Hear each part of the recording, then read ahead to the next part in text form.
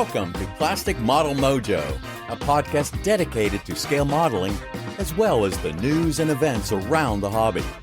Let's join Mike and Kentucky Dave as they strive to be informative, entertaining, and help you keep your modeling mojo alive.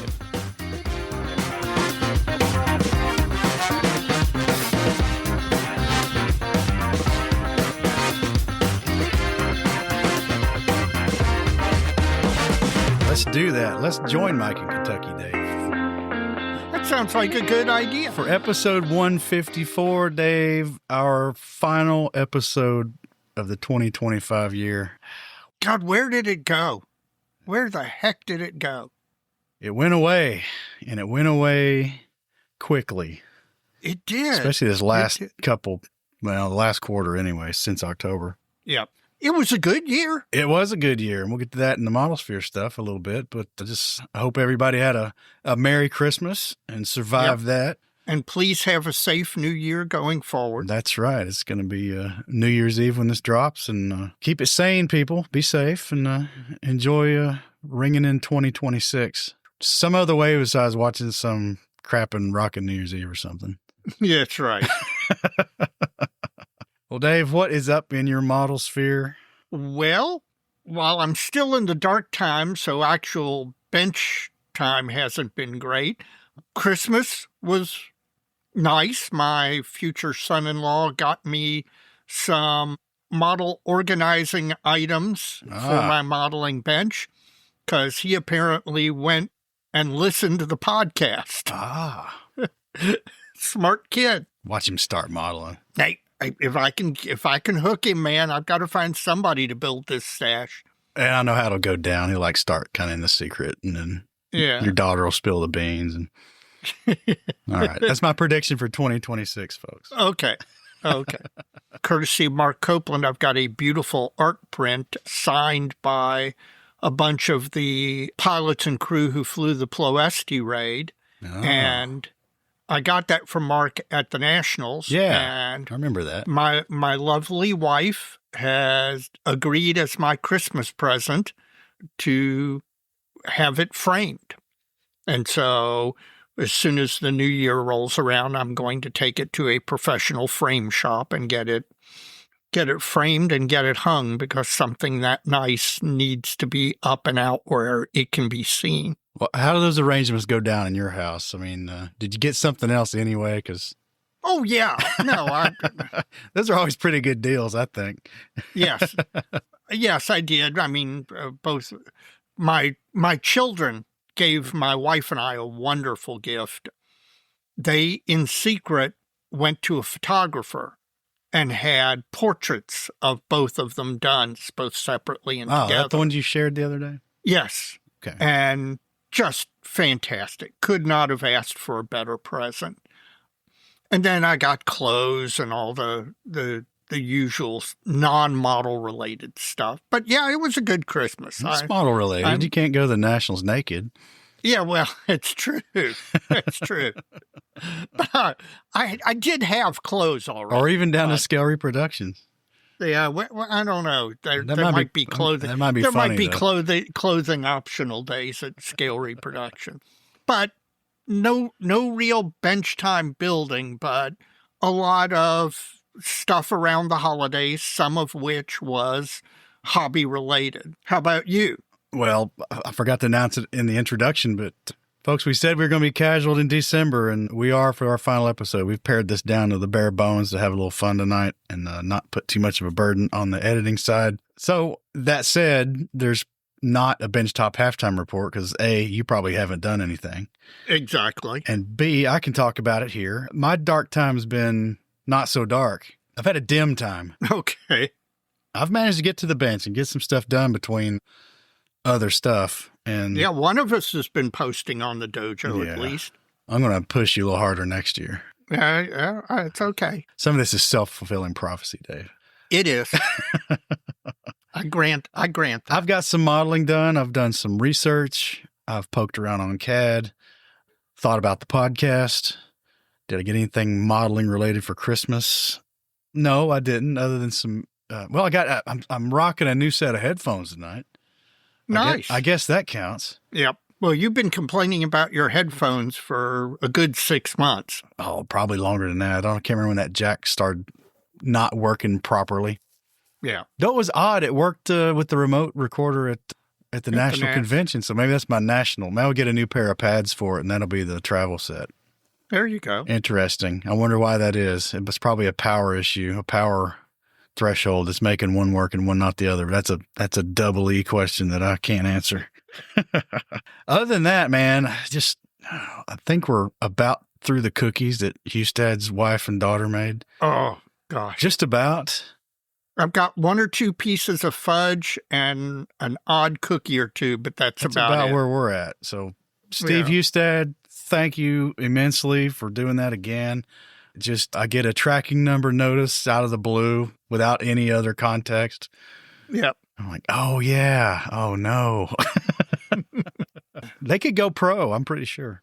Oh, yes, absolutely. So my model sphere has been a dim time. I'm not going to say it's dark, but New Year's Day is coming around after that. I don't know. When's your official lifting of the shade, Dave?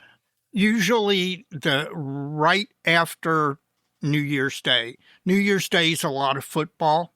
Sometimes I get in modeling while watching football, but then normalcy returns after January 1st. So that should get me back to the bench and back to modeling and back to some productive efforts. I was worried you were going to say April 15th. No, God. Let's not even talk about that. I don't want to. I will think about that after January 1st. Well, that's my model sphere. Lots of good stuff. I got some dojo posts out there, and yeah, I'll talk a little bit more about those projects in our interview segment, but it's going well. It's going well. Well, good. Looking forward to 2026, and we'll talk about that more here in a little bit. Well, this is the last episode of 2025. Do you have a modeling fluid? Of course I have a modeling fluid. Which is? Chestnut Farms Kentucky Straight Bourbon Whiskey. I'm not familiar with that one. I wasn't either, but it showed up on Christmas, and we're trying it. Is it an independent distillery? Or no, it's a nameplate. It's a Barton's. Oh, well, okay. It's very old Barton's distillery. Well, it's Barton's distillery. Very old Barton's is like their plastic jug variety. Yes, it is. And this is a little up the ladder from that, but more at the end. What about you? Good. Well, I have the my non-alcoholic modeling fluid of choice, a McDonald's Fountain Coke. Obtained through the drive-thru. You can't go wrong with that. I know. And right now, with all the holidays and all, there was plenty of adult beverages consumed. Taking a pause. And I'm also looking at trying to drop about 15 pounds in the new year. So I'm taking a pause for the cause and giving myself a little break from the adult beverages. And don't worry, they will return by the next regular episode. Well, but tonight, McDonald's Fountain Coke, there's nothing else that matches that. Yeah, if they've got it dialed in where it's supposed to be for them, it's pretty good Coke, honestly. It is. And it is. That's pretty regular late Saturday morning ritual for me. I usually I can think up a chore to have to run out and go do something. That's exactly what I do. Put McDonald's between me and wherever I'm going, whether it makes sense or not. Yep. I'm exactly the same. Well, good. You enjoy that Coke. It's well deserved, Dave. I will.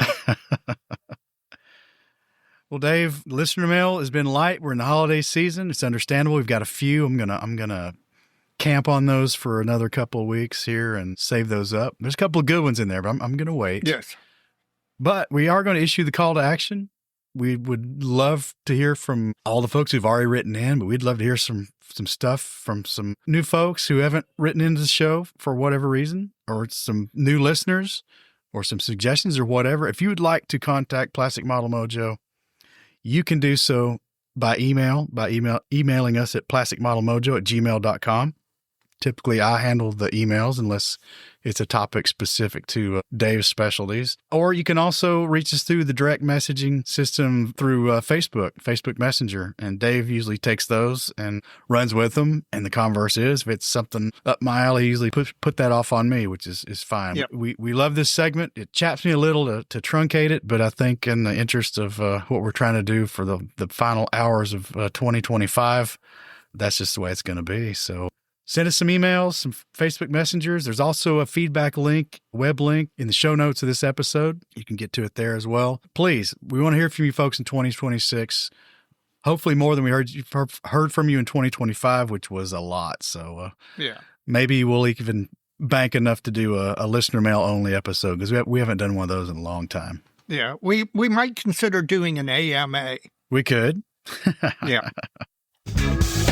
Plastic Model Mojo is brought to you by Model Paint Solutions, your source for Harder and Steenbeck airbrushes, David Union power tools, and laboratory-grade mixing, measuring, and storage tools for use with all your model paints, be they acrylic, enamels, or lacquers. Check them out at www.modelpaintsolutions.com. I want to thank Dr. Miller, who sent you and I a small Christmas gift each, and it was very kind of him to be thinking of us at this time of year. It is. I gave mine a test drive. Well, good. I'm going to can't wait to hear a full report. Well, 2025, I got this wrong in the outline. It says 2026, doesn't it? I knew what you meant. Final thoughts for the year.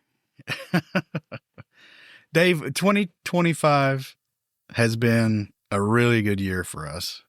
Yes. This just gets to be more and more fun. Yes, it does. I don't know what my threshold for being able to stand it is, honestly. That's a little hyperbolic, but you know what I mean. I'll tell you what, I'm willing to be tested. I am too. But for 2025, what is your best memory or best memories in the model sphere for 2025? I got to start with the Nats. I know, cliche, but this year's Nats was fantastic. Thanks to our good friend Mark Copeland. He arranged the lodgings for us. We got to see our friend Paul Gloster come in from Australia, and it was just 5 days of nonstop fun, and every minute of it was fantastic. So that was probably my top highlight. Close behind it was Heritage Con. Again, our friend Chris Wallace made an amazing set of kind of accommodations for us, and we just had a great time. You and I added on this year a little side trip through Detroit on our way. Yeah. And we got to see our friend John Vitkus. And Steve Rui was tagging along on that trip. Steve Rui was tagging along. Another listener of ours who hadn't met until we got to Detroit. Exactly. And so we got a nice steak dinner, and then the next morning, half a day in Detroit at hobby shops, and we're going to do that again, hopefully this March. Yeah, hopefully weather permits for the Minnesota Twins. Yes. And we'll do it all over again. Another best memory was Murfreesboro. Hadn't been down there in a while, got to go down, got to see Bill Moore, got to hook up with Dr. Geldmacher and get him my contribution to the Septemberist collection this year. So my other probably best memory is the podcast. And it's not one particular thing, it's just how good it was this last year. And I'm not pat myself on the back or us on the back. I'm talking about the dojo interactions, the guests we had. It's not a content. Right. It's not a content statement. Exactly. It just, we managed to get the peripheral. A lot of really good interaction, be it interviews, be it dojo interactions, be it DMs or emails. That just made modeling in 2025 so much better. It really did. And I've mentioned this a couple of times. There is nothing that perks my day up more when I'm slogging through at work and I get a DM from a listener just it could be just anything, a modeling fluid thing, a question, just an interaction or a reaction to a podcast. And, it brightens my whole day. And, that may sound a little silly, but it's true. It brightens my whole day. It makes the stuff that I've got to do for a living a whole lot better. So the podcast in 2025 was really a highlight for me. How about you? Well, I think our show attendance for me, it's the same too. It's the National Convention and it's Heritage Con, and we got to see Mark and Steve at both of those. Yeah. We are financially committed to the Nationals working out with those guys. So are they. But, weather permitting, coming across the northern plains of the United States in the northern Midwest could be dicey, and those guys are never certain for Heritage Con, but hopefully things work out and we can do a repeat there, because that was just so much fun. It was. And again, kudos to Chris Wallace for getting us an Airbnb that was, if the weather had been warmer, we would have walked to the museum. Or we'd be sleeping on stretchers inside the Dakota. Exactly. That's the only way we could get closer. Yeah. And, all this show stuff, it makes this so much more fun. I mean, yes, we're all modelers. The modeling is the foundation that brings us all together. But just these friends, and man, we have such a good time. And it's juxtapositioned against the solitude of when we're actually enjoying the physical part of the scale modeling hobby. Yeah. And it's just been so much fun. I'm just so thankful for all those folks as friends, and looking forward to 2026. And, Heritage Con's not that far away. And I know. And then it'll all be here. It'll go by in a blinding flash, just like 2025 did. It will, but I'll tell you what, I'm hanging between now and Heritage Con. I'm going to be hanging on through the winter, and the looking forward to Heritage Con is what's going to get me through. Well, I'm going to circle back, and I'll give you a chance to circle back on this question. There's one more thing, and it gets to the actual hobby we participate in. Finishing that stinking E16 was a good memory for 2025. I'm glad that's a memory now and not a current knowledge thing. I'm so satisfied, other than the stupid prop thing that happened after I got it done. But, whatever. So satisfied with that model. Yep. And just, man, when I got that thing done, I just sat back and was looking at it. I was like, man, I'm really, really happy with that.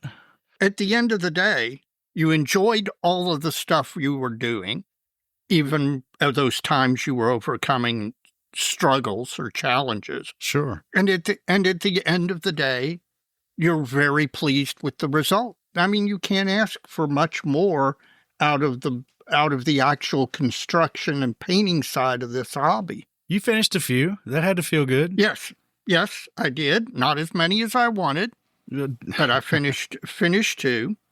And I've got 2 very close to completion, so more than 2 is certainly on the radar for 2026, but we'll see. Of the ones you finished, is there anything that you're like, man, that was all right? Well, I'll tell you what, the F8F, the Bearcat, I really enjoy. It's not a perfect model, but I got to use homemade decals that were actually ordered from a cottage decal maker here in the States through Dr. Gelmacher. And those turned out way better than I thought they would.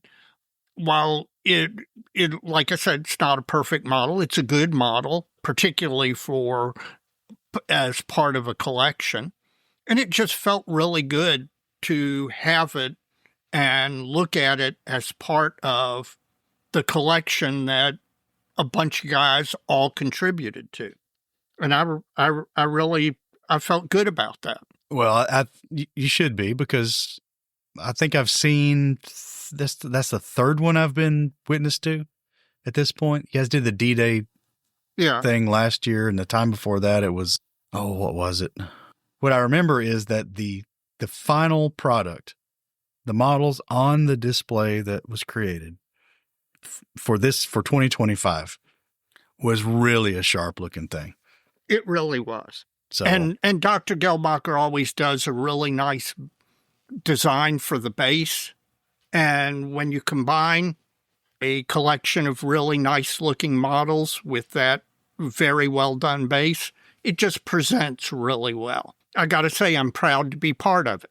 Well, I think he needs to be in the third chair sometime in 2026. Yes, we definitely will get Dr. Gelbacher in the third chair.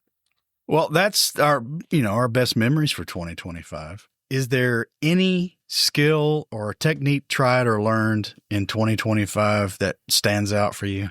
Yes. You want to know what it is? Of course I do. And so does everybody else listening.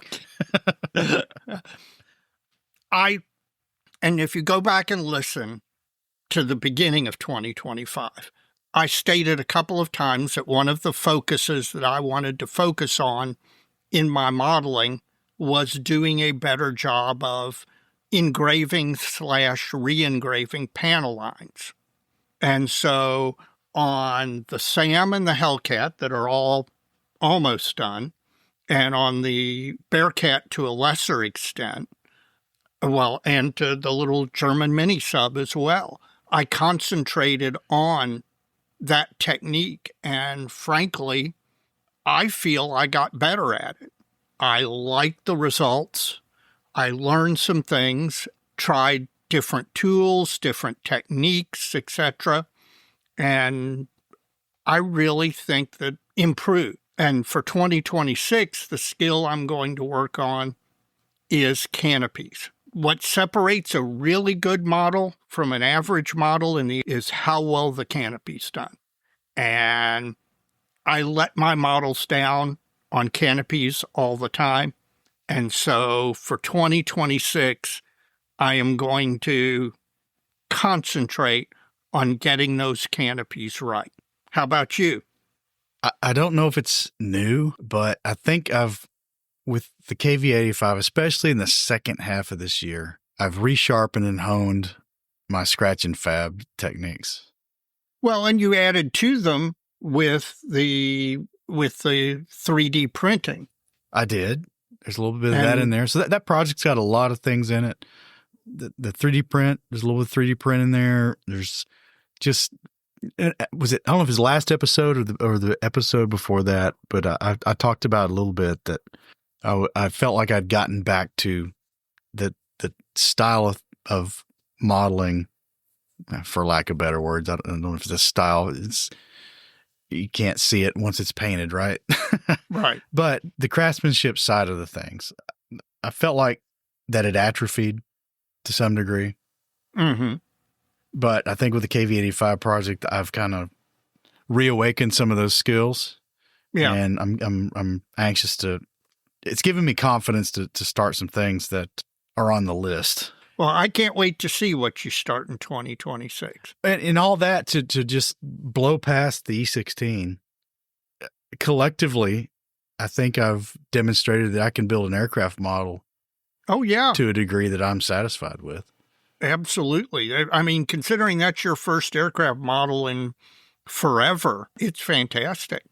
And I think what facilitated that was at the front end, there was no expectations, but 70% in, those expectations started to gel and coagulate a little bit, just because I could see where this was going to come together. And I just like, man, maybe I need to be careful and I need to think about what I'm doing and maybe apply some of my other normal modeling habits to see that thing to the end. And man, I'm just really satisfied with it. And first aircraft in 30 some years. I mean, it looks good. There's plenty of skills that were developed during that one, because I can't say my skills were developed with the last airplane I built, because I didn't care. There's a lot of stuff I did on this one I didn't even care about then, filling seams. Sure. And all that stuff. Gosh, I think the last model airplane I built before that one was a 72nd scale A-10 Warthog, painted just good enough to look good on the war game table, coming across the war game table on a bent wire stand made out of an old coat hanger. That was the last airplane model I ever built. So, well, this one was definitely an improvement. Definitely wasn't that, but and I want to see you start another aircraft in 2026. Well, we'll see what happens, man. We got to get you going. We got to get that KV-85 in the paint booth and then get you building something. Well, that's a good segue. What are you most looking forward to in 2026? I can tell you, in 2026, the man from down under, the podfather, Dave Goldfinch, will be flying into Louisville and coming and staying at my house again like he did 2 years ago. And we're going to take some side trips like we did last time. And then he's going to hang out at the pool, and we're going to feed him fried chicken and hamburgers. And got to make some of them jerk chicken legs or wings, man. Exactly. That's what I had tonight for dinner, by the way. Oh, man. And then we're going to take him to Fort Wayne, and I cannot wait. It's been too long. The Aussies are some of my favorite people in the world, and we had such a good time when Goldfinch was here last time that I just can't wait to have him back and sit around drinking modeling fluids by the pool or floating in the pool, as a matter of fact. That's right. And that was fun. that was way fun.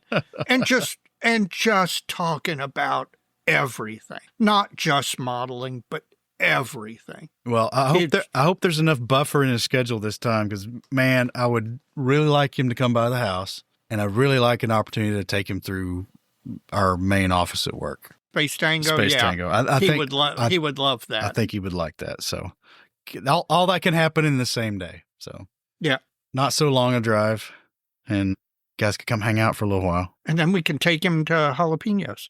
We could. It'd be a long drive home. That's right, man. How about you? I'm looking forward to getting this KV-85 done. I want to get that done this year because I want to start something else. Got to get the Mooseru Cup done. That's got to be done in a couple months. Yep. Got to get cracking on that.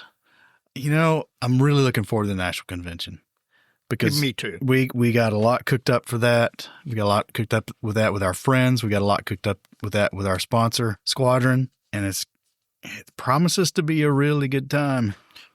This one has the potential to be a fantastic convention.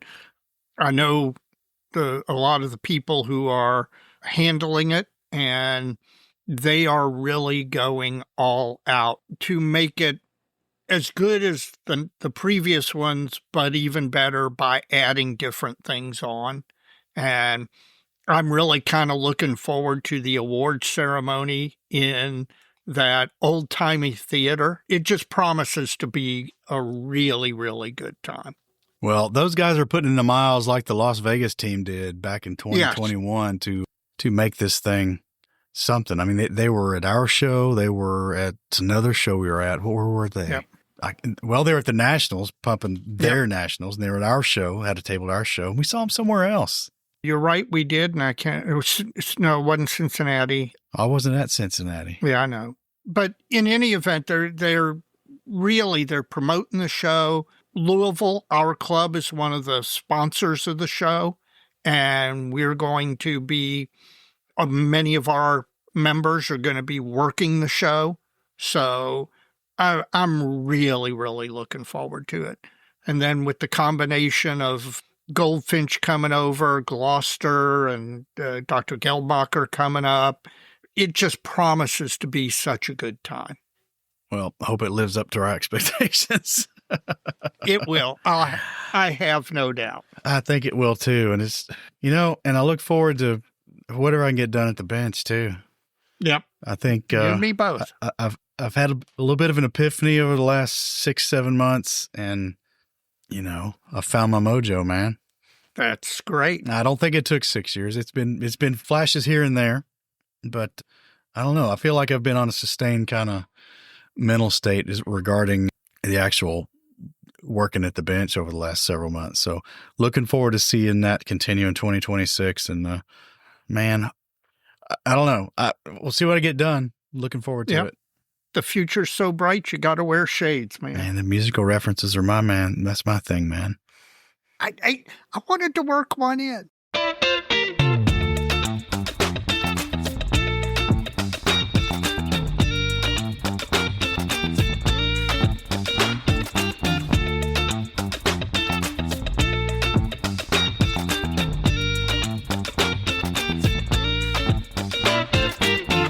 Well, Dave, we mentioned earlier in the episode, Mr. Paul Gloster, one of our several Australian friends at this point. Yep. It's amazing looking at some of the pod metrics and stuff, listener locations and stuff. I mean,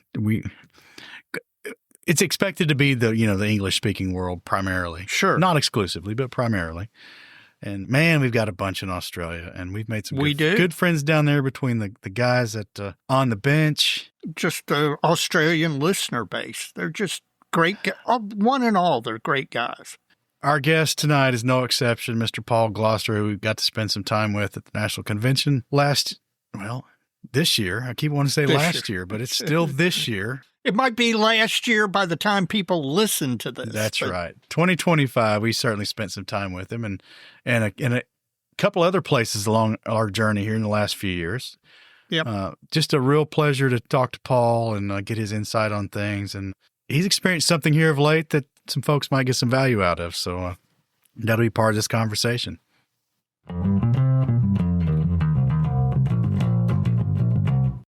Dave, the year is rapidly coming to a close, and I thought tonight we'd catch up with one of our Aussie friends who we see at Showtime in the United States, Paul Gloster. How you doing, Paul? Hey, I'm very good, Mike. Hi, Dave.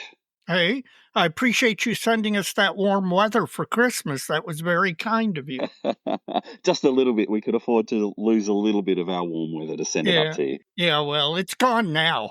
It went from about 71 Fahrenheit yesterday to we're about 10 degrees below freezing right now. Yeah. So we're still at a balmy 90, 30 degrees. Little weather whiplash. Yeah.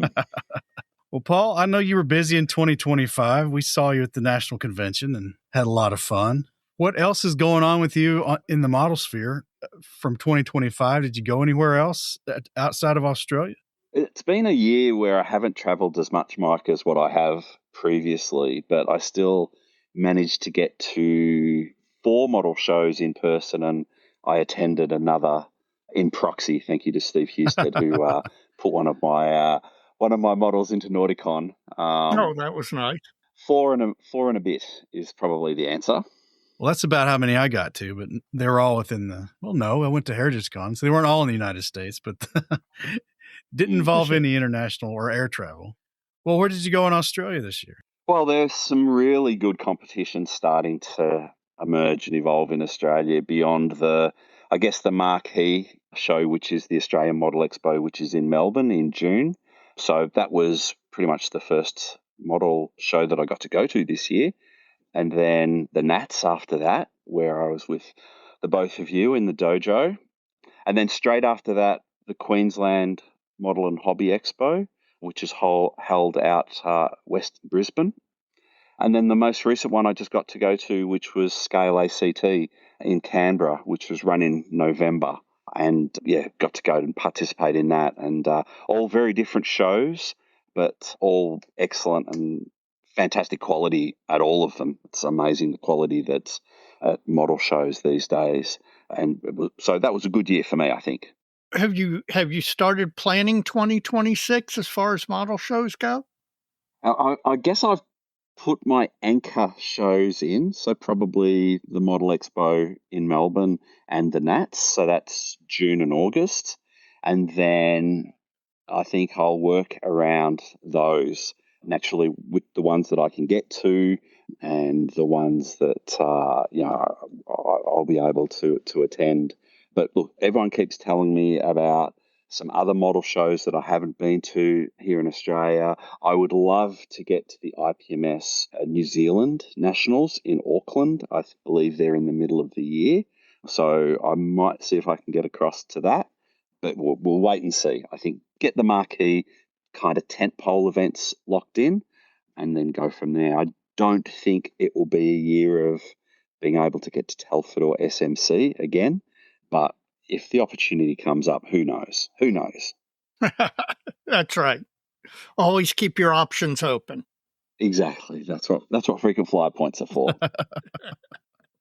Now, if you flew to New Zealand, about how long a trip is that? It's 2 hours, 2.5 hours. Oh, that's not bad.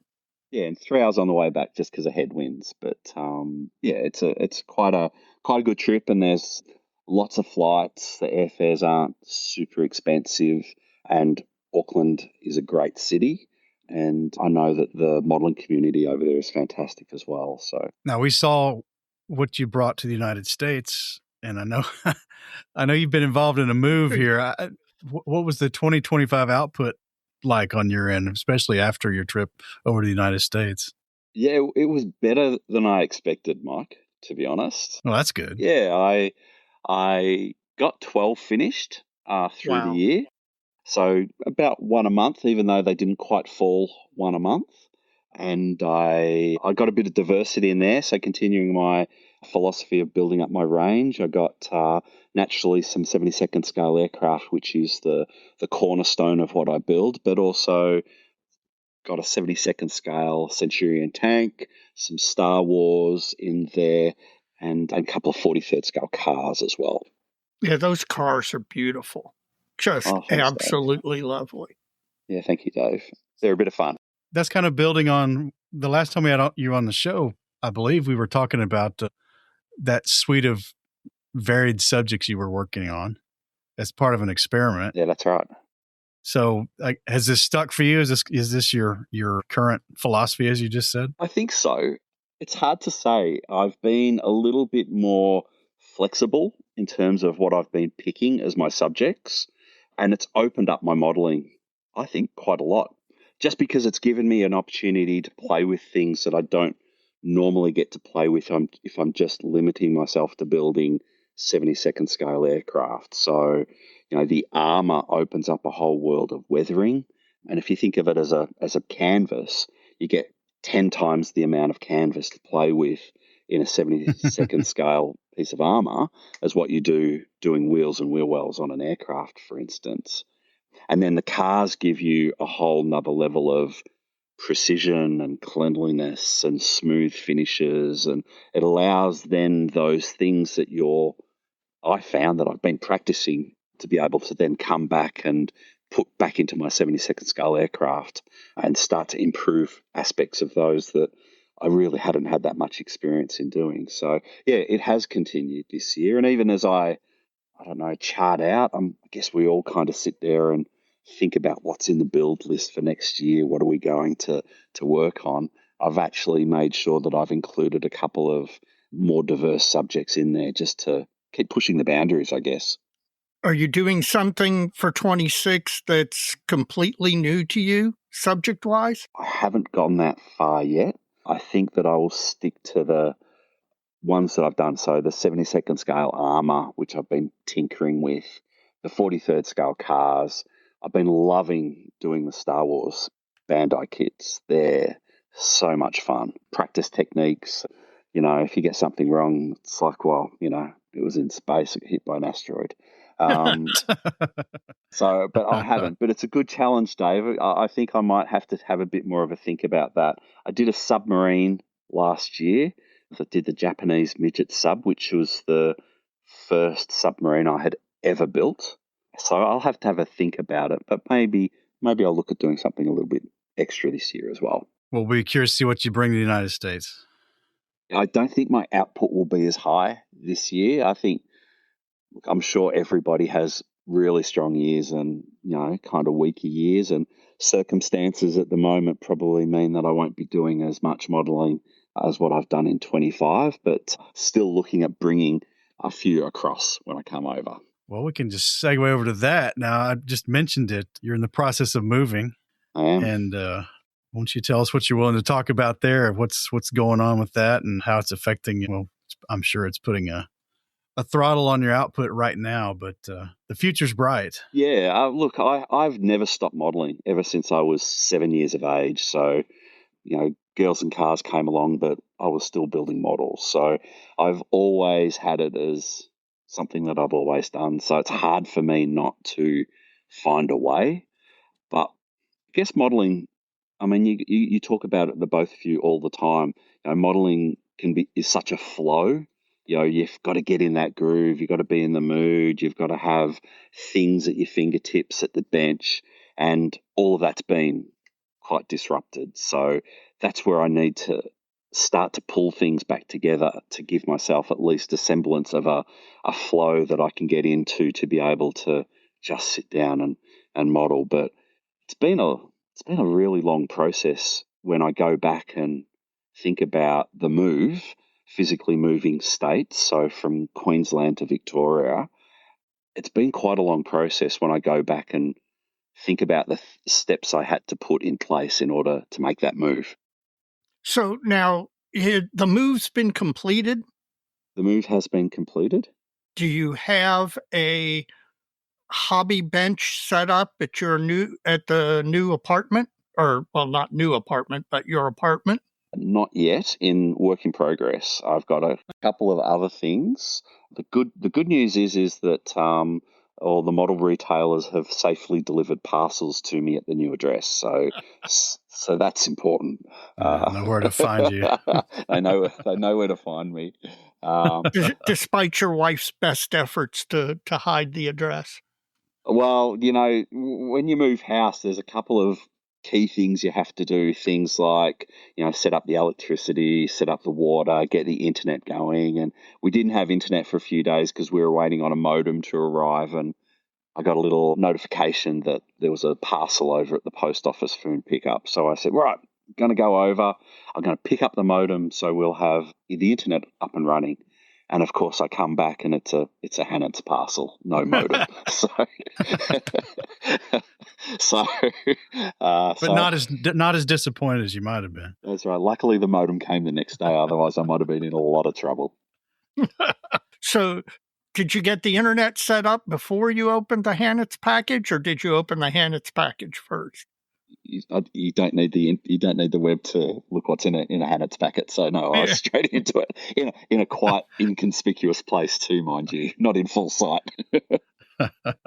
I'm sure you had a fairly large number of completed builds you had to move. Yeah, it was I think I got to 80 when I counted them. I lost a few along the way that I thought, okay, you've had your time for you to move on to the great retired sprue in the sky. So I did throw out a few of my older builds. Like an example was I had built a Revell 72nd scale Lancaster dambuster, and I was just kind of never happy with it. So it's a good opportunity now to go, I need to build a 72nd scale dambuster.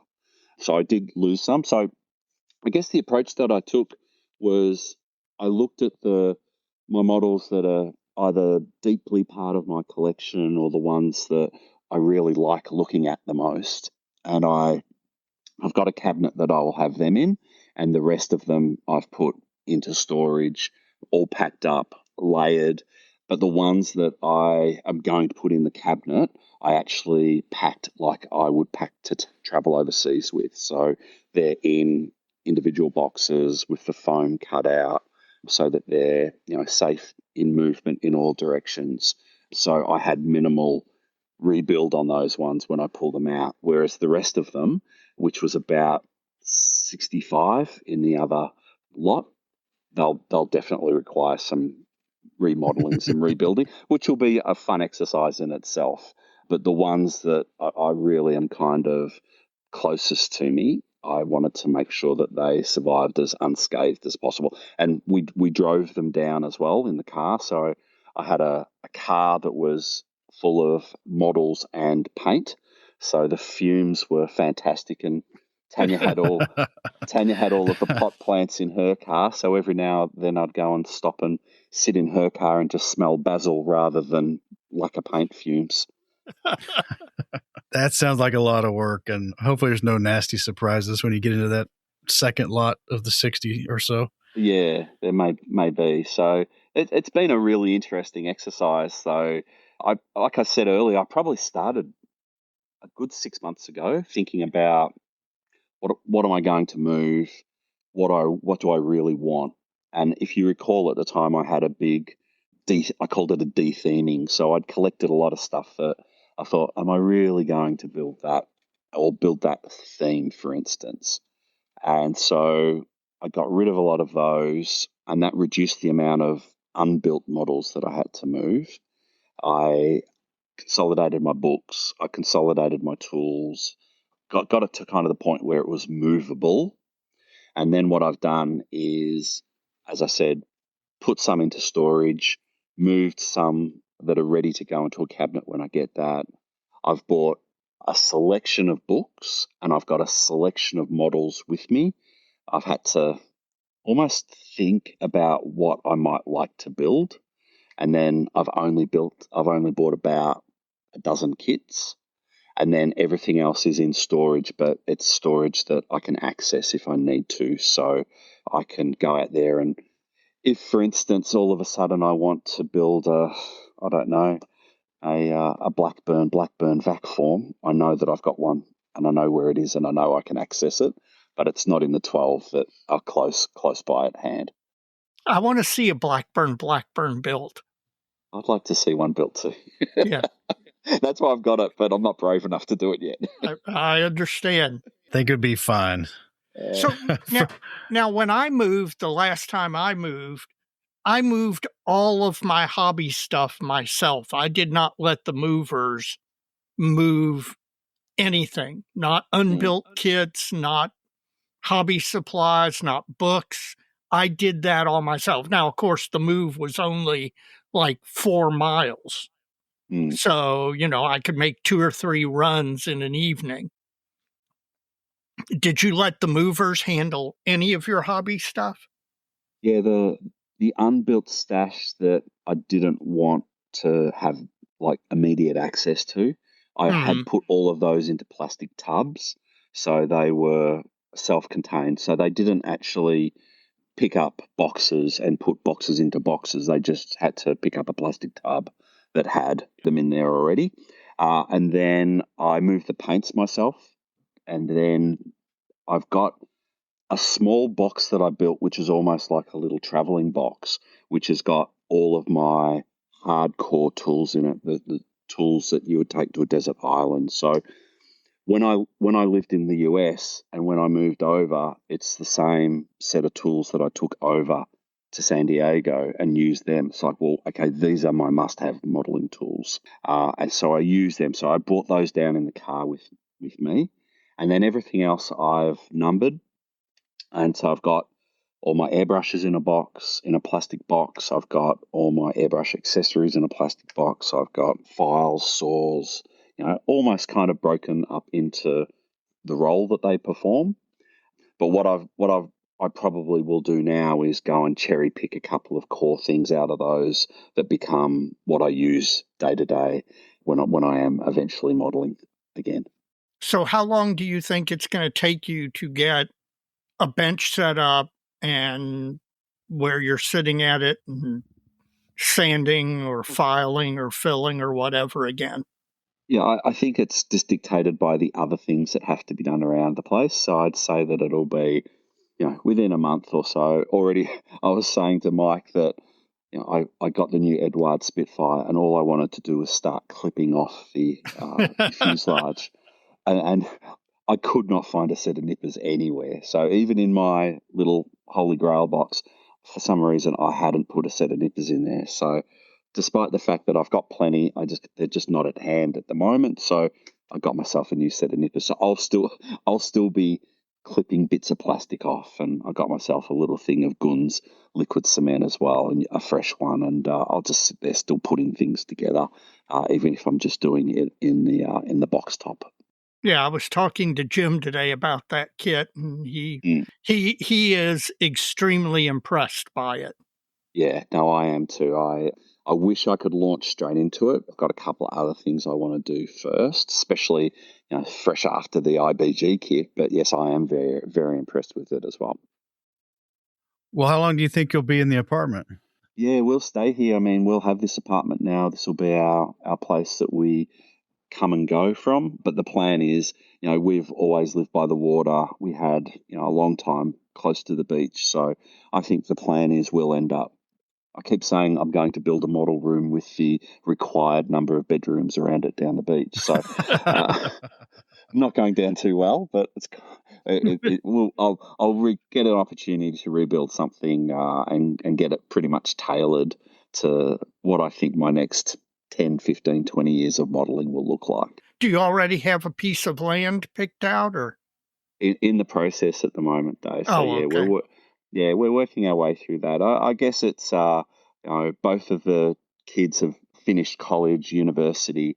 Laura, my daughter, just finished. So now we're looking at what we do for the next period of time. And I think that having a dedicated space, which has probably incorporated maybe some of the learnings I've had over the last 10, 15 years of what works and what doesn't work in a modeling space, I'll try to incorporate that into whatever we end up with in the next place. But, I'm always fiddling. I'm always sticking bits of things together or planning something. So whatever happens, I'll end up trying to, build something here that allows me to be a little bit flexible. It's I guess the challenge of anyone who's modeling on the move is, how do you kind of get that balance between having something a bit more permanent and something that's a little bit more flexible.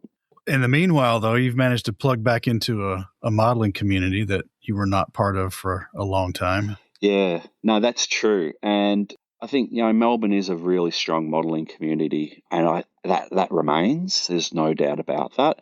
I was asked to breakfast for a club that I've been a part of for a long time, but only virtually because I lived 2 states away, and that is the Sunbury Area Modeling Group. And the first Sunday I was here, I got asked out for breakfast with them, and then they went and did a model shop crawl, and I got to see 4 new model shops that weren't even here after I left Melbourne 18 years ago. So that was a real eye-opener for me. But I'm really looking forward to having a lot more time with the modelling community and people that I've known since I was a teenager and have only got to see once or twice a year.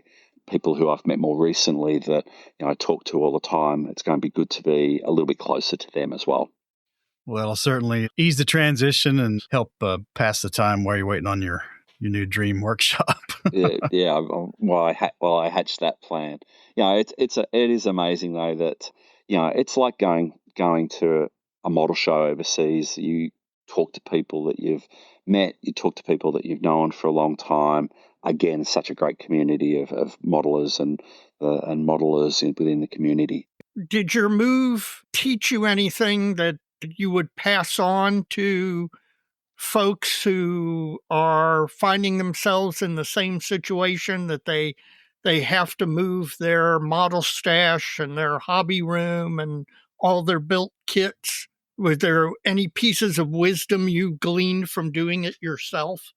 I'd say I'd probably just summarize, Dave, maybe some of the things I spoke about planning, about what you need for where you're going is really important. And because I'm not going to be in the apartment forever, which would be a very different scenario. So what I'm actually planning is to be able to still have a model room, that I can actually hold kits, hold tools, have a spray booth, all of those things. So planning for whatever you're moving to, I think, is really important in terms of the first place to start.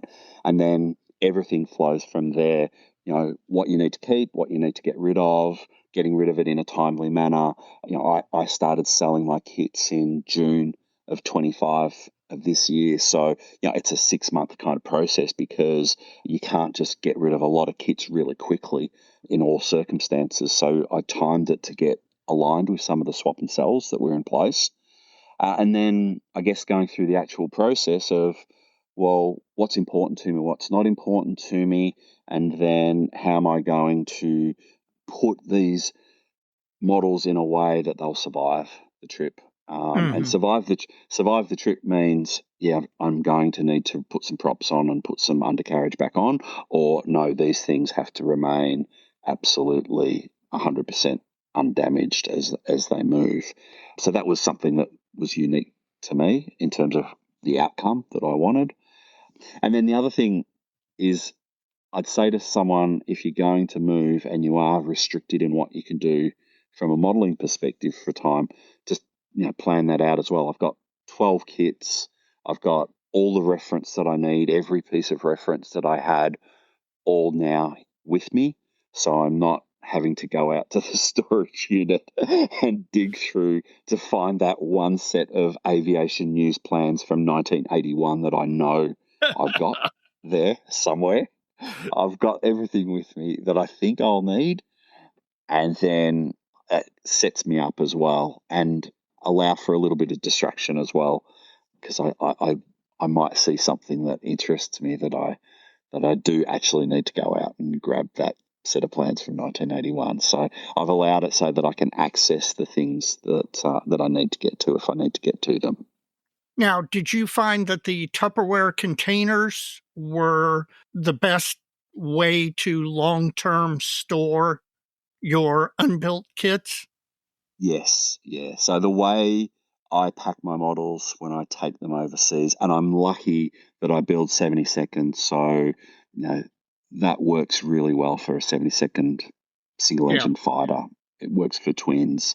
Be harder for a much bigger kit, but that's how I've packed up the ones that I want to keep close at hand, and I want to have them in the cabinet here. So I know that no matter which way they get shaken, upside down, worst comes to worst, I know that they're very well protected in that foam and the little Tupperware container. Paul, what are you working on now? What are the ones that made the short list? Well, I've got a couple of mosquitoes, a couple of Tamiya mosquitoes that I've put aside that I'm working on. I've got a Edward 190, an A model, and I've also got a D that I've put aside. And then I've got some armour that I'm looking at doing, a couple of 43rd scale cars in there as well. So I'm not expecting Mike to get them all finished. It's just these are the things that I think I might build. And they're there and they're close at hand. I can go and grab them. But I helped unpack the container that had all my stash in it. And in that Hannet's parcel that arrived was this absolutely beautiful metallic details 3D printed Bristol Jupiter. And I thought, oh, I should build a Bristol Bulldog. So as they're unpacking, I'm trying to find all the Bristol Bulldogs and pulling them out.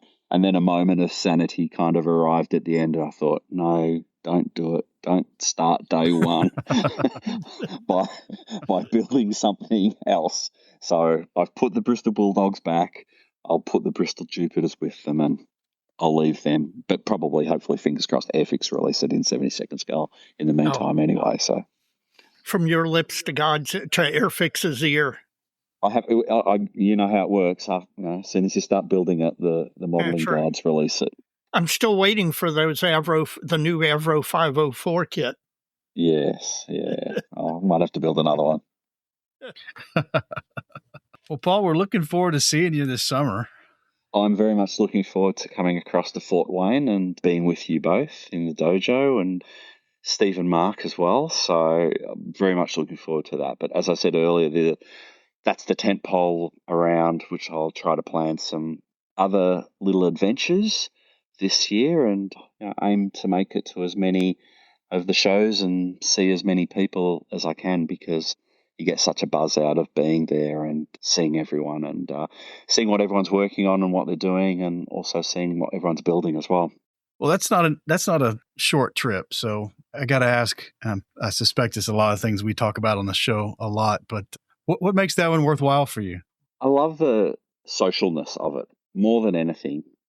It's, first of all, it goes for 4 days, and 5 days when you stretch it out with a bit at the start and a bit at the end. So you get a really high quality period of time with people that you don't get to spend time with normally. And that Amen. is absolutely fantastic. There's none of the other model shows around the world actually do that. They're 2 days or they're a weekend or a day, and you're kind of in and out. And the good thing about the Nats is you actually get to spend some really good quality time with people, and because everybody is there as well, you get to actually see so many people that you would love to have a really in-depth conversation with and spend some quality time and talk to them, pick their brains, talk about their models, see what they're working on, how they did things. So for me, that's what I love most about it. Something that I got out of this year with workshops too, I hadn't really attended a lot of the forums. I went to Lynn Ritger's on the 109, which was absolutely amazing. So Yes. the educational aspect of it as well, I think, is a real highlight of the Nats as well. And plus, it's a great adventure. I mean, when I came across, I was up in Minnesota with Steve and Mark for a few days. We did a road trip back. So it's more than just the model show as such. It's actually more about spending time with people that you really want to spend time with and value time with them.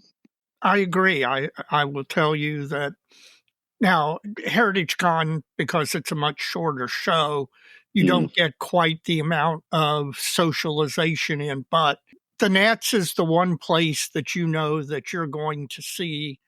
I don't want to say everybody, but you're going to see lots and lots of modelers that lots of modelers that you want to pick their brain. And I've been a huge advocate for the seminars at the Nationals. And yeah, Lynn Ritger's was fantastic. And Dana Bell's was great. Um, you know, anytime, that's one of the first things I do when I get to the Nats is grab the seminar schedule and start looking at what seminars are being given when, which ones are one time only and which ones are going to be repeated, and plan my day around that. Yeah, and the scale of the show allows an hour of the show to be dedicated to an expert talking about a very specific topic. Whereas a lot of the other shows are so short that they're probably more aiming the seminars at new modelers or beginners or showing some basic techniques rather than aimed at I guess the more advanced modeler or somebody who is looking for something a little bit more specific. So I really love that aspect of it. And don't get me wrong, Telford's really social, but in a really different way. It tends to be standing around the tables talking to everybody who are running the SIGs and got their little lollies or whatever they're doing out the front. SMC is also as well, but it tends to be at the bar at the conference centre. So every model show has aspects of sociability and so forth, but it's maybe one night at the most. And the beauty of the Nats is that you get it, for 4 or 5 nights plus getting there and getting home. And it really is an immersive experience. And then sitting in the dojo having a few drinks with you fellas and talking about not just modeling, talking about the world and other things is fantastic as well. So you're not just limited to being that person on Facebook who gives a thumbs up to everybody's model. You're actually talking to someone a little bit more in a deeper sense, which is great, building that community. Yeah. Well, it is amazing in the dojo when we're sitting there talking and you find yourself wandering from conversations about music to food to beers to whatever. And, That's right. It starts off modeling and occasionally gets back to modeling, but there's a whole lot. There's a whole lot of stuff in between. Yeah, it moves from being model friends to being friends. Yes. I never really thought about the 4-day aspect of that, and it's interesting because in my military collecting hobby, there's a show that just happens to be in Louisville, Kentucky, and it's one of the largest military collectors shows in the world. Now, there's another show that's actually physically bigger in Belgium every year, but it's only one day. So there's a whole peripheral experience around something when there's more than 1 day, more than 2 days, more than 3 days, that you can really sink your teeth into just about anything you want to a much deeper level than you could just for a shorter show. Even a lot of those other shows are fantastic, but interesting point. Yeah, I didn't think about that. I mean, Heritage Con is a great social show, and everyone's at the sports bar or going out for drinks, and of course the Toronto modelers are fantastic in terms of embracing you and inviting you out, but it's only one night. So that's why I think the Nats is a really good experience that anybody should attend. And it's a true convention in the sense of it as well, in that it is actually for an extended period and quite immersive. Well, and the way we all got together this past summer, just went off so well that we're way ahead in our planning this year. Yeah. For 2026. And well, are you coming over early again? Or are you just going to meet us all in Fort Wayne? What are you going to do this year? I think I'm with the Minnesota Twins again is the plan, to do the road trip with Mark and Steve again. So, just the opportunity to sit down with Steve for a couple of days is just fantastic as well. That's not part of the Nats, but it's part of the Nats experience, is just being able to talk to him and see what he's working on and talk about what he's thinking about building. And it's a great opportunity to do that as well. So if they'll have me back, I'll definitely try to do that again. According to Steve, you are his wife's favorite person. So, obviously you've made a good impression. So I suspect you'll be welcome. I hope so. I probably drank a few too many martinis when I was there, but nonetheless. Man, his martinis are great. They are just fantastic. On the modeling front, we'll hit one more topic here. What are you hoping to accomplish in 2026? It doesn't necessarily have to be subjects, but just kind of on a high plane. What's your 2026 modeling going to look like given your limitations? Yeah, I think if I finish 1 to 2 kits, I'll be relatively happy. If I finish more than that, I'll be very, very happy. As I was saying before, modeling is such a flow, and this is, for anybody, it's a major disruption to the flow when your kind of happy place is no more, and you've got to recreate a new happy place somewhere else, and that's going to be different and not quite the same, and that riveter that you always use is just not where you thought it was anymore. So I think if I set myself up and I can finish 1 to 2 models and be happy with them, that they're at the kind of standard that I like to build, that I set myself, I'll be very, very happy with that. But I think maybe this year is probably going to be a little bit less about the model output and a little bit more about the modeling input. So spending time with friends, talking a little bit more. I used to when I was, 18, through to about 26, I used to write a lot of articles for magazines. So maybe I'll dip my finger back into that a little bit more this year. Maybe I'll build something a little bit different, as Dave was saying before, and that might just throw my brain in a different direction. But I think, if I end up with 1 to 2 kits finished by the end of the year or more, I'll be able to say 26 was as good a year as 25, even though I managed to knock over 12 this year.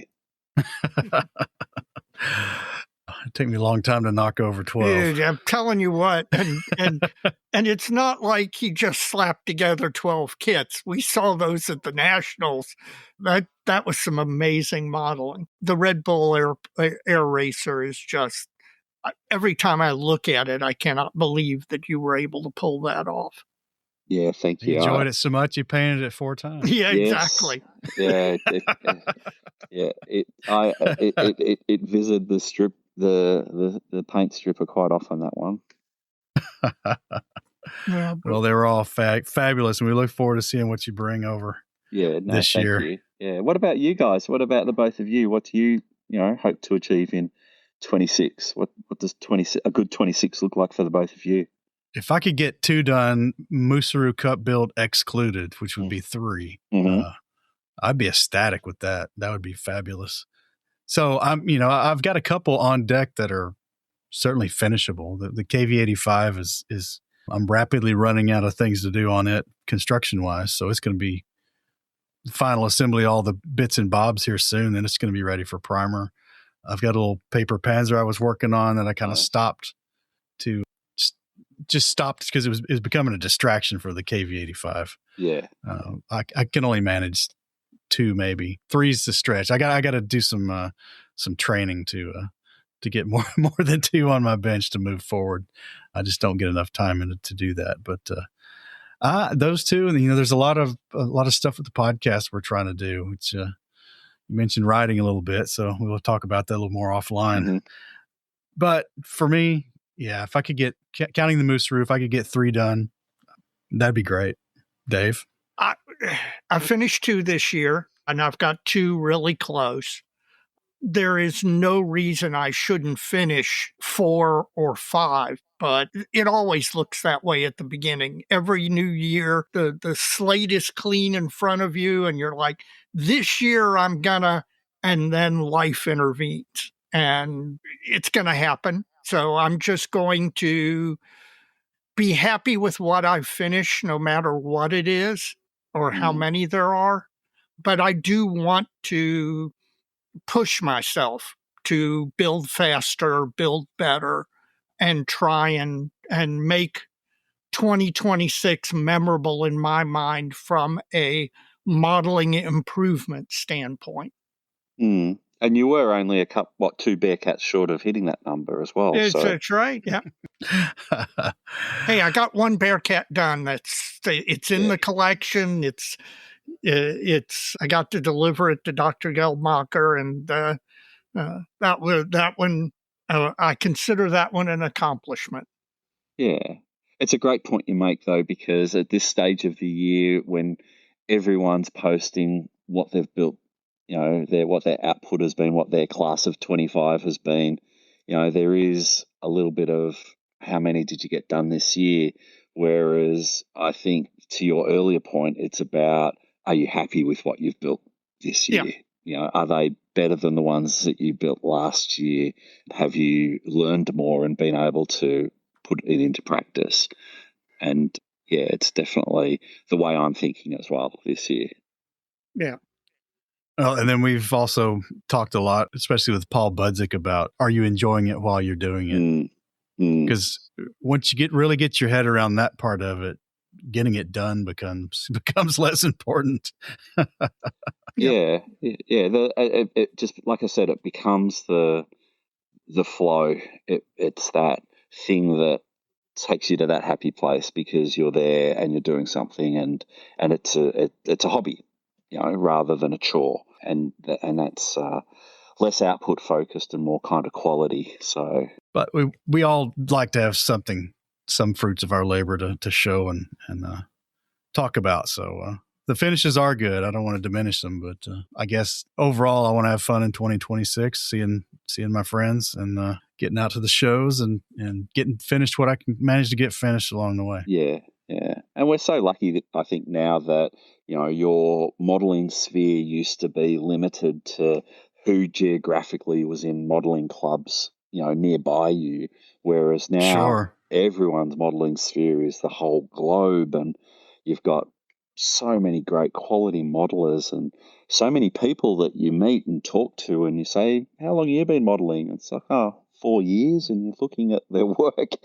How did you get so good so quickly? I've been working on this for 30, 40 years, and I'm only just getting there now. So it's great to see that, because we're exposed to that a whole lot more now. And like I said, going to the shows like the Nats and attending as many model shows as what you possibly can and talking to as many people just continues to build on that as well.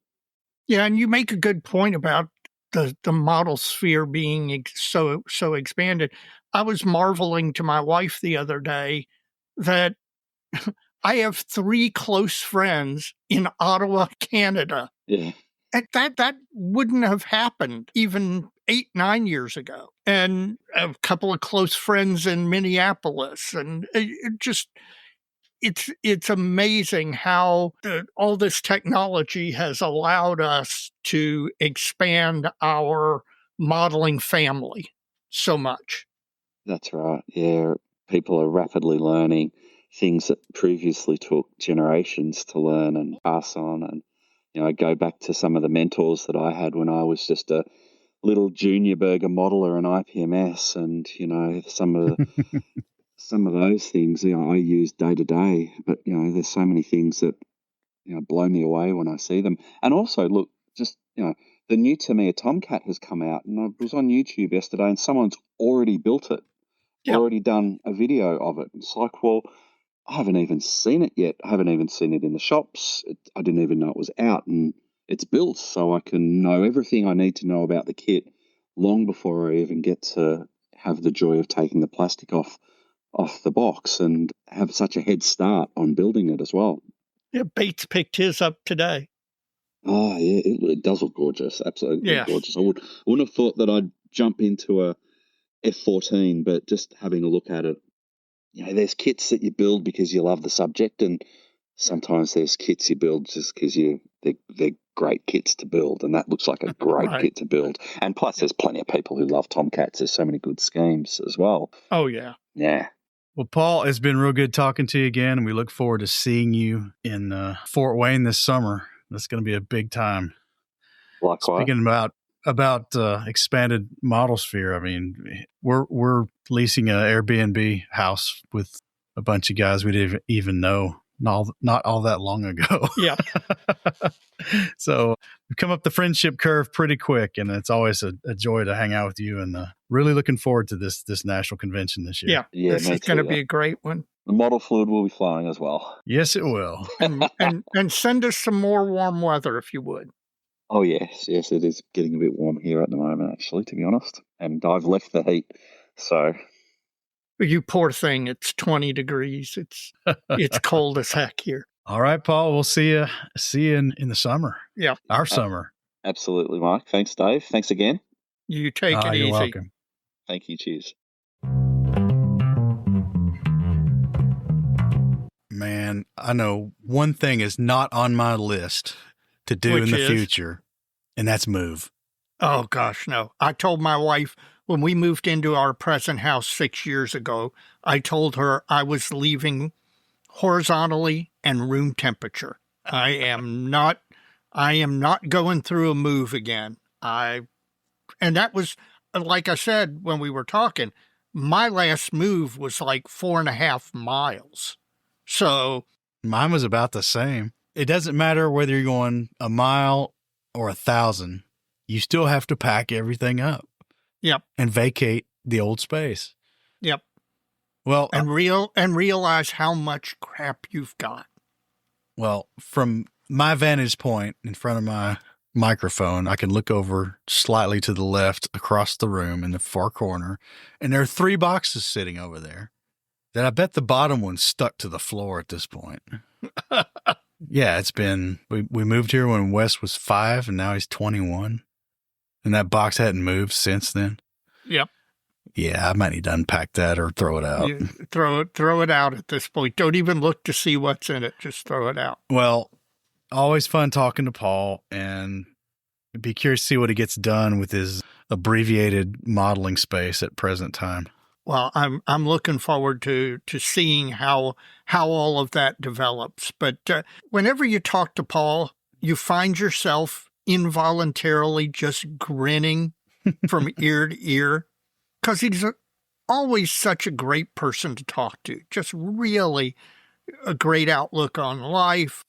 Doesn't let things get him down. Faces the challenges and makes the best of them. And all with that happy warrior attitude. And I have no doubt that he's going to, in a temporary space, end up producing models that'll just stun me when I see him in person, like the ones I saw at Hampton. And when he gets his new digs finalized, might have to go to Australia. Yeah, those Huntsman spider videos, man, they freak me out. Plastic Model Mojo is brought to you by Squadron. Head on over to squadron.com for the latest in kits and accessories, all at a great price and with great service. Squadron, adding to the stash since 1968. We've had a few faves and yawns over the year, and there's a lot of faves. Yep. But if we were to rank those top to bottom, they're not all at the top. Nope. So in 2025, and we can go back and forth, we can alternate like we do during normal faves and yawns segment. Okay. But what was your favorite release or announcement? Now, when I say announcement, it could be announced in 2025, but not hard copy yet. So that's allowed. So what is your favorite release or announcement from this past year? 72nd scale fine mold zeros, the early and mid production Model 52s.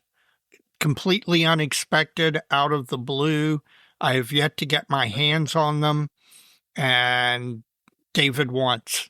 I want to build them because they're a different version than the Tamiya Model 52. So it's going to help me build out the collection. I bet it will. And that's like classic fine mold style, just stuff kind of shows up. Yep. You're like, all right. It's exactly right. Out of the blue. Out of the blue. How about you? From Gecko models in 1/35th scale, the Matilda Mark I, I think, is going to be my favorite announcement. I've not seen a physical kit yet. Yeah. So I don't know if it's out there or not, but I've got a 3D printed one I paid a decent penny for and broke part of it just trying to fix something that was wrong with it. And it's like, it's such a goofy looking thing that you can't help but want to build one. And I want to build a British Expeditionary Force one in France in absolutely. 1939 and 40. So I know what I want to do. Yep. A plastic kit, it's just better. Right. Even if all the details not quite there, it's just going to be a better experience, I think, than a 3D kit at current technology state. Gotcha. I broke that part, and that thing is like, oh man, I knew it was going to break. Yeah. But anyway, I'm excited about this one. Definitely going to get it. Maybe we'll see it soon in the coming year. If it's already out there and I don't know, that's completely possible. I don't know. Somebody let me know. Where can I get this thing? Gecko Models, Matilda Mark I. You got another one, Dave? Yes, I do. Tamiya F-14. Utterly unexpected. People, as soon as Tamiya released their larger scale F-14, all the 72nd scale modelers were like, oh, come on, please shrink this down. Come on, please, you could do it, And out of the blue, finally, after, 10 years, they did it. And the F-14 is one of those airplanes that A, is attractive as heck, B, has so many great markings combos. You could build F-14s from now until you kick off and have just such a great collection of different markings and you can weather the heck out of them or you can do them clean. It's great. And Jim Bates, I was talking to him the other day, he already picked one up and I haven't seen one yet, but when I see one, I will be picking it up. It's going to get in the way, man. I know. There's so many great kits I want to build. I need to pick up the pace, brother. Well, maybe you need to focus. Yeah, well, both. I mean, you got all these Pleieste Raiders you want to do, and this is the second modern big jet you've squawked about in recent episodes. So I know. I am aware of the ironies. How about you? Another one? I've got two more. This is another armor kit. Ryfield's, the JS2. Okay. Is that right? Is it Ryfield? I think it's Ryfield. And man, their other stuff's really good. Wasn't expecting this. I just bought a Tamiya JS2, thinking I was going to cabbage parts out of it for the KV85 and then change my mind. So I've got it. It's a good kit. Yeah. It's a good kit. Will this one be better? Probably. But it's the follow-ons. It's the ISU, JSU 152 and 122 that I don't have from Tamiya yet, that I'll probably give the skip if they end up doing those. So I'm real curious what they're going to do with this platform.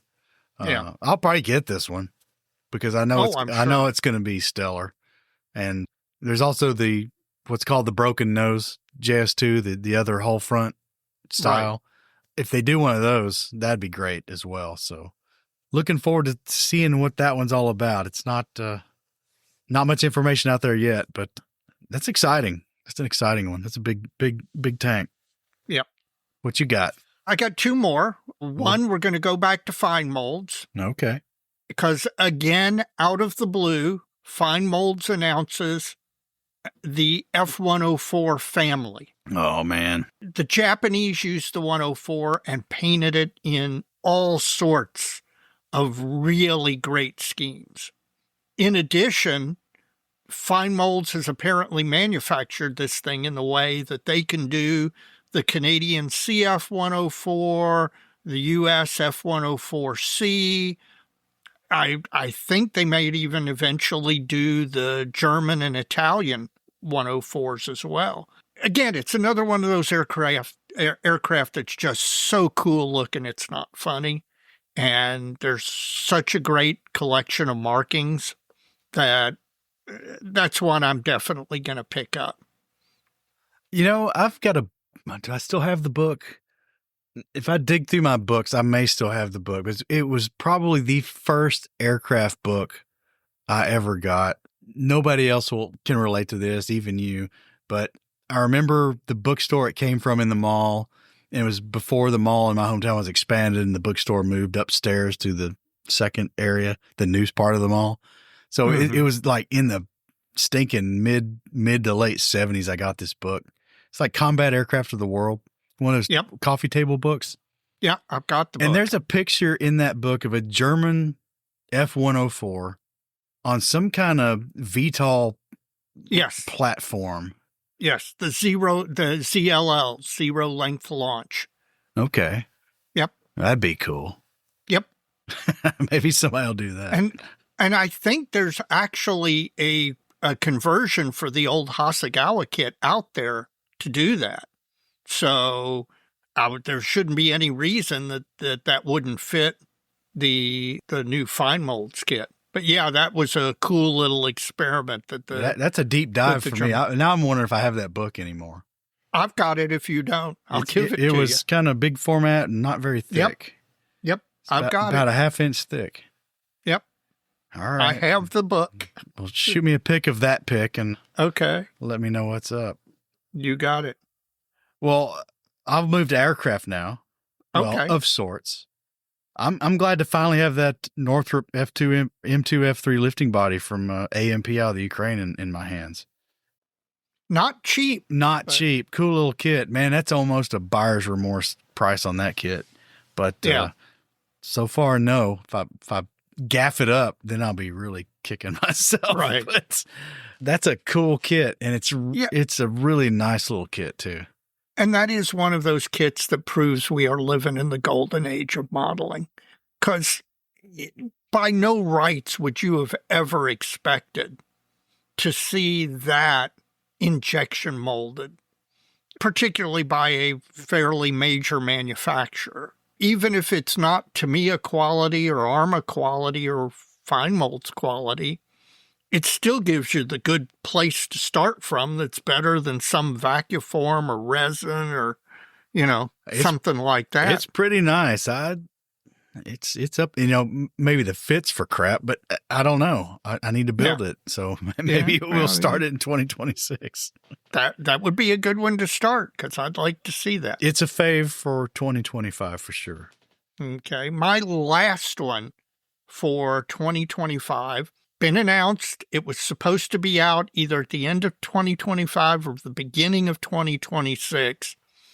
Our friends over at Arma have announced a 72nd scale ME262. There are a number of 262 kits out there, and many of them are decent, but they're little things to complain about with every one. And to have Arma do it, I know that, or I'm pretty sure that I'm not going to have any of those complaints. Now, or you might have all of them. Well, it's possible. But now I know they're not doing some things I may like to have seen them do, like the slats and the flaps separate and all that. But I'm sure the 3D printer guys are gonna aftermarket the heck out of this kit. And so, if Arma chooses not to do that in their manufacturing of it, that's fine with me. As long as I get a really nice Arma level kit of an ME262. Because I like that airplane. Oh, I do too. And you gave me a Pro Modeler kit. Yep. Which isn't a bad kit, by the way. I could end up getting this one too. Is that all you got? I'm done. I'm done too, man. Well, folks, let us know what your favorites were in 2025. We'd love to hear about it.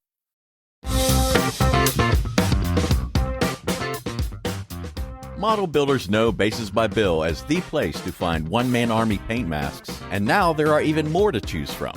The newest releases include the new Kotari Messerschmitt BF109K4 set, along with 11 other fresh additions, all available now and all with free shipping. When your project's complete, show it off with a display base from Bases by Bill.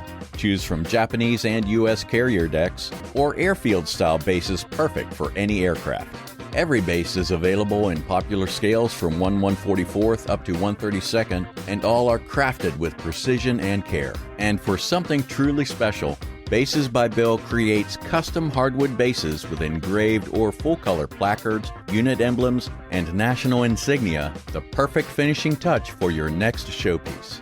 Visit basesbybill.com because there's always something new at Bases by Bill.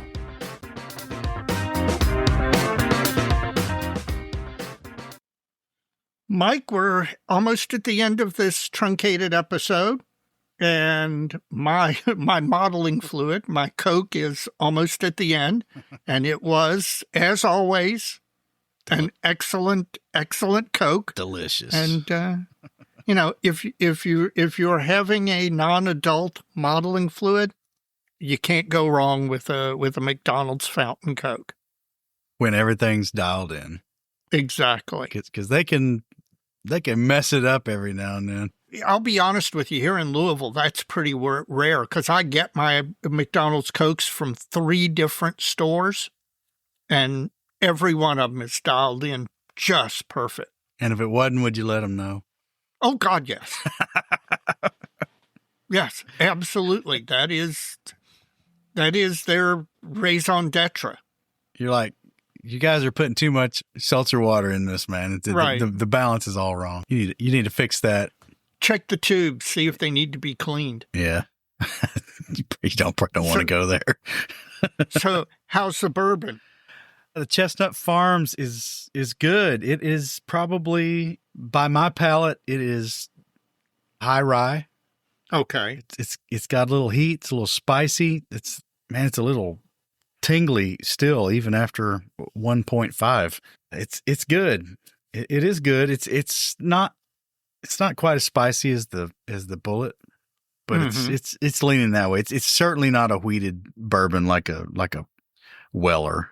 Yeah. It's not like that at all, but it's good. I'd do it again. Chestnut Farms, if you're looking for something to try, would I recommend it above my Russell's Reserve 10-year? Probably not. Definitely not. But hey, I haven't had anything new on the show in a long time, and this is a new one, and it's actually not bad. So, and when Santa shows up with a bourbon, you can't complain. No, you cannot complain. And I got a bottle of Russell's Reserve 10-year too from somebody else. Oh, so, nice. I can have my comfort and I can experiment. There you go. So it's all good.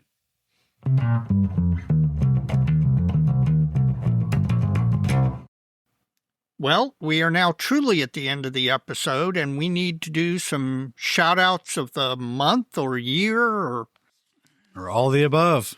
I'll start. Go ahead. First, I want to shout out all of the listeners. Did you get my edited outline? No. Well, yeah. No, yes, I did. No, you got the outline, but I went in and did my homework. And listeners is the top of my shout out list. But go ahead, Okay. Dave. Go for it. Okay, well, we do think kind of alike. We do. All the listeners, particularly all the listeners in the last year who have joined IPMS USA. This is my last term as Retention and Recruitment Secretary. I, on the regular, get DMs from listeners telling me they've joined or rejoined, and it's very, very flattering and satisfying to me that people do that, and I hope those that join will get out of the society the value that I see in it. And so I want to thank all of the listeners, particularly those who have messaged me to let me know that they are back in the IPMS USA fold. How about you? Likewise, Dave. We got great listeners. We do. And we get a lot of feedback from them. I really appreciate that. And I just want to shout out to everybody who's takes the time to take in our show each and every episode. That we really appreciate it, and you make it all worthwhile. Yep. Now, you shout out the ones who joined IPMS, which is understandable. I want to extend an extra shout out to those who've contributed or supported the show. Yes. All the contributions folks have made, all the listeners who have chosen to contribute to the show and support the show financially have really helped us expand our reach. They've helped get the website going. Absolutely. They've been instrumental in getting the website going, and we hope that continues. So we encourage folks, if you want to support the show, we've got a lot of avenues to do that. You can find them on the website at www.plasticmodelmojo.com. We got some big plans for 2026, and a lot of it depends on the level of support we get. So thank you so much for all of that. We really appreciate it, and we love to see it. Thank you very much. Yes, thank you. And I'm not sure that we could continue to do this without your all support. It's been really vital. My next shout out is to the Ottawa gang. I came to the realization a few weeks ago that I have more friends in Ottawa, Canada than I do probably in any other location in North America other than Louisville. Likewise. That's really weird because I've been to Ottawa once in my life, and the interactions that you and I have with the guys from Ottawa are just fantastic. And they have really made doing this podcast and going to Heritage Con and all of that so much more fun. And so I want to shout them out and thank them for being who they are. I second that. And it gets into the whole topic of all these people we didn't know until we did this thing. Yep. And it's really been incredible. So it has been. Love you guys, man. Look forward to seeing you at Heritage Con. Yep. You're next. It's going to be our sponsors, Dave. Okay. Always good. Always good. Model Paint Solutions. John Miller, Dr. Strangebrush is a stalwart supporter of the show. We've had him as a guest numerous times. We get a lot of good feedback from his interactions with our listeners outside of Plastic Model Mojo, so that's always good. And all of the listeners who tell us they've interacted with John do nothing but sing the praises of how helpful he has been to them. And we got Bases by Bill, we run their ad. We're glad to do it because they've helped us along the way, particularly with some swag items we've been doing, and they've done our kind of our peer award things, the poker chips and stuff folks do. We've got a little plaque we've been putting down at some shows, and they did that for us, and some bourbon glasses, and that's was the kind of prototype phase, and hopefully going into next year we'll keep that going and look forward to working with Bases by Bill because they're such a great bunch of guys. They are. And Squadron, we'd be remiss to not mention Squadron. Squadron has just become such a major sponsor for us, and Brandon and company have done some great things to help us get our message out. We've been on Squadron TV a time. Yep. And really looking forward to the national convention because the connection between Squadron and Plastic Model Mojo is going to get a little bit tighter during that because we've got some things planned for the national convention as far as Squadron's concerned. And love those guys, man. It's the nostalgia. It absolutely is the nostalgia, Dave. Those flyers coming in the mail every month and ordering stuff, and it's such a fundamental part of my early modeling. Me too. Just so happy to see those guys succeeding and to run them with the new company and to be a part of it the way we are is just a privilege. It is. It absolutely is. And finally, kit masks. Kevin and Janelle are such fun, terrific people, and their product is so great. And he's filling such a niche for old kits and stuff you never thought you'd ever get a canopy mask for. And we got that kicked off, and then this tariff crap started, and they had to rein it in a little bit, and we didn't know what was going on. And then Janelle just crushed it and figured out a way to do it. And now they're back in business, selling to the United States again. And I couldn't be happier because that made me so mad that we had this thing started and we had to pull the plug and we really didn't know what to do. Yep. But we're rolling again. I hope folks out there have taken advantage of their December discount code and order from those folks because they got a great product and they're going to be at Heritage Con. I'm looking forward to hanging out with them a little bit and see what we can do for those folks next, man, because they're such a fun company to work with. Yes, they are. Every interaction is nothing but pleasant. You got another one?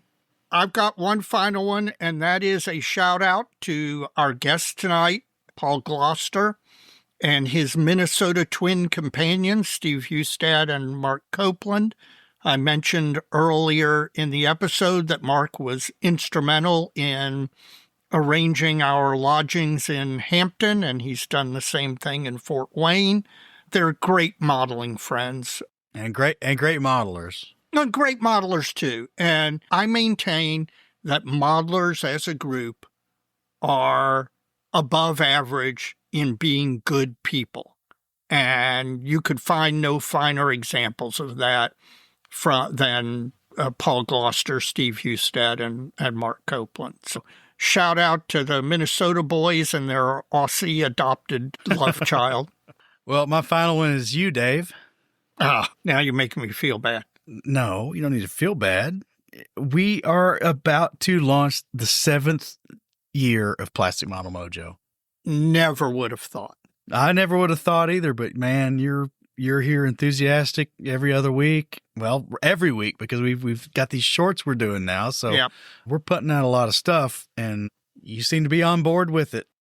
Oh, I'm having a time of my life. Which I appreciate, and it's a lot of fun, and man, I look forward to 2026 and what we're going to pump out in the coming year as far as episodes and shorts, and I don't know, maybe something new will come up. Who knows? Maybe some surprises. I'm thinking. I am too, man, but I appreciate it. I appreciate it, our friendship and all that, and it's a lot of fun, and I look forward to the times we get to record some stuff. Yep. I'm looking forward to 2026, man. Well, man, we're going to cut this one short so folks can go drop the ball with Ryan Seacrest and Jenny McCarthy and all those fine folks. No. Go put on a good war movie or documentary, sit at your bench and model. I saw a post the other day that if you start Star Wars A New Hope at a certain time, that the Death Star blows up at the same time right at midnight. Right at midnight. And there's some Lord of the Ring ones too. So, folks, just like in modeling, get creative and do something fun for New Year's and don't hurt yourself. Yeah. And with that, Dave, so many kits. So little time, Mike. See you in the new year. We will see you all through 2026. And folks, thank you for everything. Thanks for another great year and looking forward to the new year. Yep, absolutely.